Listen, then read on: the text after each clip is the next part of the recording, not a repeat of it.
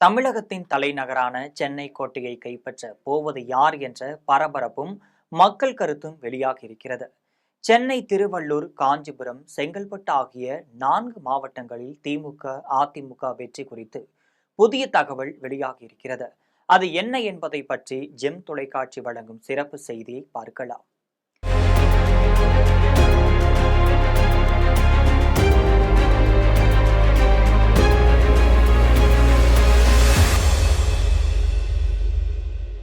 வரக்கூடிய 2026ஆம் ஆண்டு சட்டமன்ற தேர்தலில் திமுக, அதிமுக, தமிழக வெற்றி கழகம், நாம் தமிழர் ஆகிய 4 முனை போட்டி நிலவலாம் என தெரிய வந்திருக்கிறது.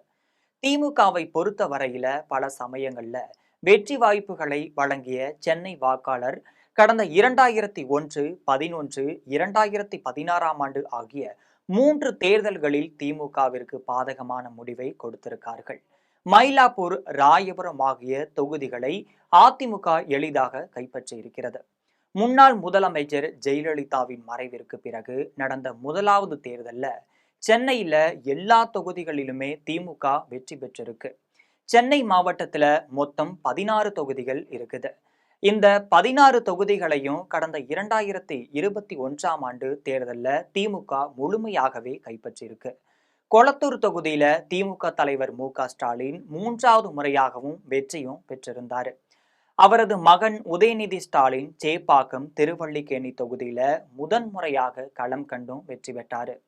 சென்னையில் உள்ள ராயபுரம் தொகுதியில அதிமுகவின் அசைக்க முடியாத கோட்டையாக கடந்த 20 ஆண்டுகளுக்கு மேலாக இருந்து வந்திருக்கு. இதற்கு முக்கிய காரணமாக கருதப்பட்டு வந்தவர்தான் முன்னாள் அமைச்சர் ஜெயக்குமார் அவர்கள். அவர் கடந்த தேர்தலில் தோல்வியையும் தழுவியிருந்தார். 20 ஆண்டுகளுக்கு பிறகு இந்த தொகுதியையும் திமுக கைப்பற்றியிருக்கு. சென்னை அண்ணா நகர் தொகுதியில போட்டியிட்ட அதிமுக அமைச்சர் கோகுல இந்திரா ஏற்கனவே இந்த தொகுதியில திமுக எம்எல்ஏவாக இருந்த மோகனிடமும் தோற்று போனாரு. 1000 விளக்கு தொகுதியில நடிகை குஷ்புவை எதிர்த்து போட்டியிட்ட திமுக வேட்பாளர் டாக்டர் எழிலன் வெற்றி பெற்றிருந்தாரு.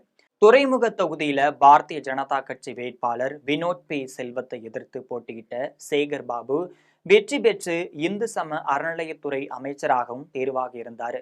இதே போன்று சென்னையில் இருக்கக்கூடிய 16 தொகுதிகளையுமே ஒட்டுமொத்தமாக திமுக அரசு வேட்டையாடி கைப்பற்றி இருக்கு. இந்த நிலையில தான் வரக்கூடிய சட்டமன்ற தேர்தல்ல சென்னை மாவட்டத்தில் இருக்கக்கூடிய 16 தொகுதிகளுமே யாருக்கு செல்வாக்கு அதிகமாக இருக்கிறது என கருத்து கணிப்பை தனியார் நிறுவனம் ஒன்று நடத்தியிருக்கு. சென்னை மாவட்டத்தில் ராயபுரம், துறைமுகம், புரசைவாக்கம், எழும்பூர், வில்லிவாக்கம், டி நகர், 1000 விளக்கு, அண்ணா நகர், விருகம்பாக்கம், சைதாப்பேட்டை, மயிலாப்பூர், வேளச்சேரி, சோழிங்கநல்லூர், சாந்தோம், அடையாறு மற்றும் மாதவரம் என 16 தொகுதிகள் இருக்கின்றனர். இந்த 16 தொகுதிகளிலுமே திமுக அமோகமாக வெற்றி பெறும் என கருத்து கணிப்புகள் தெரிவிக்கிறது. இதேபோல் திருவள்ளூர் மாவட்டத்தில் இருக்கக்கூடிய கும்மிடிப்பூண்டி, பொன்னேரி, திருத்தணி, திருவள்ளூர், பூவிருந்தவள்ளி, ஆவடி என 10 தொகுதிகள் இருக்கின்றனர். இதுல 6 இடங்களை திமுக கைப்பற்றும் என்றும் 4 இடங்களை அதிமுக கைப்பற்றும் என்றும் கருத்து கணிப்புல தெரிய வந்திருக்கு. காஞ்சிபுரம் மாவட்டத்தை பொறுத்தவரையில காஞ்சிபுரம், உத்தரமேரூர், அச்சரப்பாக்கம், செங்கல்பட்டு ஆகிய 4 தொகுதிகள் இருக்கின்றனர். இந்த 4 தொகுதிகளிலுமே திமுக கூட்டணியை வெற்றி பெறும் என தெரிய வந்திருக்கு. இதேபோல் செங்கல்பட்டு மாவட்டத்துல தாம்பரம், பல்லாவரம், மதுராந்தகம், செய்யூர், சோழிங்கநல்லூர், திருப்பூர் என 7 சட்டமன்ற தொகுதிகள் இருக்கின்றனர். இதில் 6 தொகுதிகளில் திமுக வெற்றி பெற்று ஒரே ஒரு தொகுதியில அதிமுக வெற்றி பெறும் என கருத்து கணிப்பு தெரிவிச்சிருக்கு. ஆக மொத்தத்துல சென்னை மண்டலத்துல இருக்கக்கூடிய 37 தொகுதிகள்ல 32 இடங்களை திமுக கைப்பற்றும் என மக்கள் கருத்து கணிப்புல தெரிவிச்சிட்டு வர்றாங்க. நடிகர் விஜயின் தமிழக வெற்றி கழகம் 10 முதல் 15% வாக்குகளை பெறும் என்ற தகவலும் இதுல வெளியாகி இருக்கு. இது மட்டுமல்லாமல் சென்னை மண்டலத்தில் இருக்கக்கூடிய 37 தொகுதிகளிலுமே அதிமுகவை பொறுத்த வரையில குறைந்த வாக்குகள் வித்தியாசத்தில் தோல்வியடையும் என குறிப்பிடப்பட்டிருக்கு.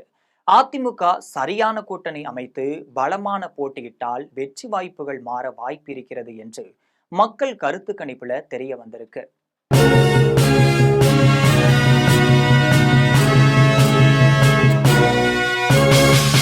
உடனுக்குடன் அப்டேட் தெரிந்து கொள்ள ஜெம் டிவி தமிழ் ஆப்பை இன்ஸ்டால் செய்யவும்.